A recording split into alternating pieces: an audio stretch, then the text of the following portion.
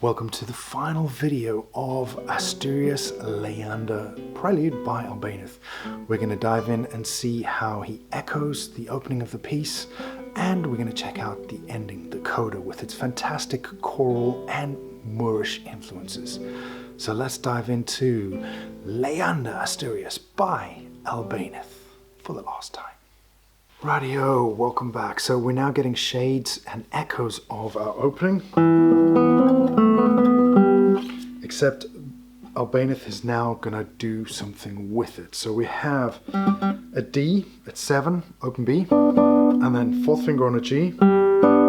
It's gonna go 2, 3. Here's your A sharp again. You're gonna need to stretch out to 12. D, A sharp, B. That's the first idea. So I would practice that on its own. It's quite tough. You're then going to go into a bar at 7 for the next idea. D with the fourth finger, E sharp, F, A. Now I'm not using all of the notes there because in some scores you'll see the chord as an A, D and F sharp. I am just using the D and F sharp. I've cut the A out. Third idea. From that it's C, A sharp again. This is pervasive in this piece. Open E and B so that you get this. That lovely clash. It's there for a reason. Embrace it. F sharp with the fourth finger. Push it up to G. First finger prepped E, D. Can you hear where we're going? And then I actually use the full 2 octaves here, which would be as per the original. And I'll get into that in the next micro study. So practice those as 3 little ideas. Idea 1, idea 2, and then put them together and seal the gaps, seal the joins. Get used to this idea of that A sharp being there and clashing with all the other notes. It's super important and it's part of the taste and flavor of flamenco in this piece. Welcome back to this little tag on the end of the B section. You can play it here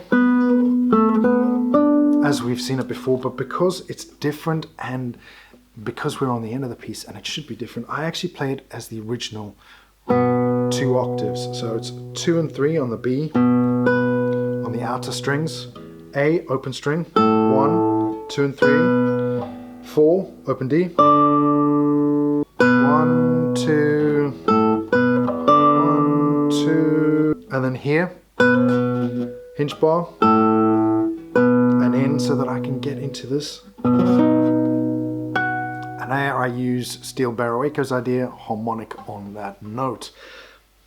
Because this is an answering phrase and musically I want it down, I bring it back to just a straight octave.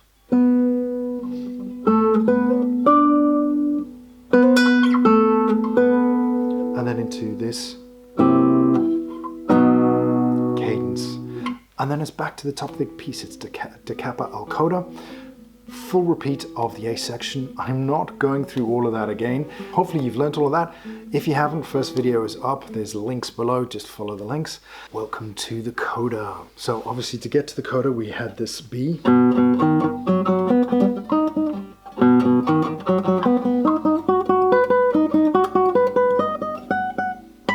Harmonic.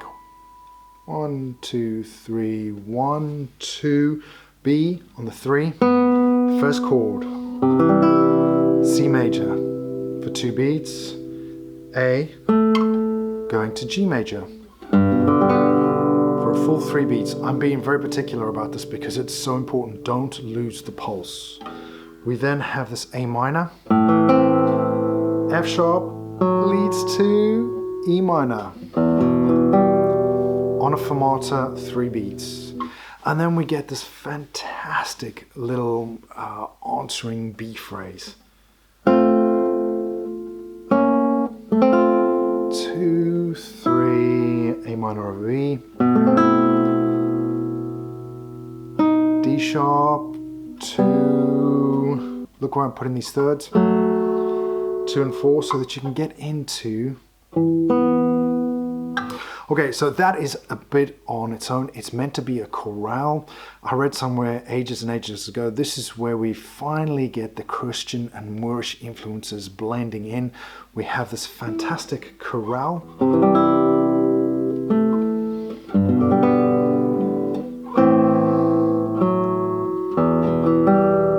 So that is what you should be channeling there. If you've ever been to the mosque in Cordoba, this is the mosque in Cordoba. Right at the heart of the mosque in Cordoba is a church, which they purposefully put in there. They shoved it in there, crowbarred it in there. This is what this reminds me of, that heart of the mosque in Cordoba. And we're going to see where it goes after this. Welcome to the ending phrase. Back to tempo 1. So top of the piece, it should be the same. And we have... But Albeniz was clear in one of his letters. The guitar murmurs in the night. Quiet. Twice. Second finger on an E. And it's going to go E, C, A sharp. And he's just doing this fantastic. And he leaves it unresolved. So here we go. 3 and 2 off. 2 and 3 and harmonics. 6, 3, 2, 1, and then octaves super quietly. If you can. It is non-resolute, it is unresolved. It should have done. And it doesn't. So that is on purpose. It is fantastic music by a world-class composer. Use it. Use all of that. Use the expression, use the passion, use the flamenco, use the Moorish, use the Christian, whatever it is. But this ending needs to be impressionistic and it needs to be musical. And that's it. That is this piece done in a nutshell. Hopefully you've enjoyed it. If you have, consider sharing the video. Failing that, the next idea or next piece we're going to move into will pop up right about now. I hope you've enjoyed this slice of 6-string inspiration today.